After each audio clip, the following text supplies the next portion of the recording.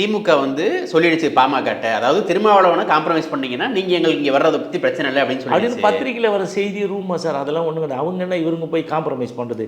ஏற்கனவே இவங்க அவங்கள பார்ப்பாரா, இல்லை அவர் இவங்கள பார்க்க போகிறாங்களே சார்? இதை மாதிரி பார்க்குறதா இருந்தால் மேல் பாதியில் இவ்வளோ பிரச்சனை நடக்குது, அதுக்கு பேசி தீர்க்கலாம்ல. இணக்கமாக இருக்கணும்னா அவங்கள போய் கேட்கலாம்ல, இந்த மாதிரிங்க தப்பு, நாங்கள் இதெல்லாம் வச்சுருக்குறோம், நீங்கள் பாருங்கள், நீங்களே பேசி சொல்லுங்கன்னு சொல்லி கேட்கலாம்ல. அதுக்கெலாம் போகலையே. அவங்களுக்கு அதை பற்றி பிரச்சனை இல்லையே. பிரச்சனை அது இல்லை, திமுகவா அதிமுக பாஜகன்ற பிரச்சனை இல்லைன்றீங்க. பணம் பிரச்சனை ஒன்று. ரெண்டாவது, நான் தான் இருப்பேன், சாகும்போது நான் தான் இருக்கணும்.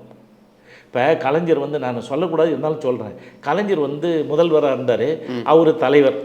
அவரை எல்லாம் ஸ்டாலின் அவர்கள் அழைச்சின்னு போயிட்டு என்ன சொல்கிறாங்க, நீங்கள் வந்து அவரை வந்து செயல் தலைவராக்குங்க அப்படின்னு எல்லா கட்சிக்காரங்களும் மாறி மாறி பேசு.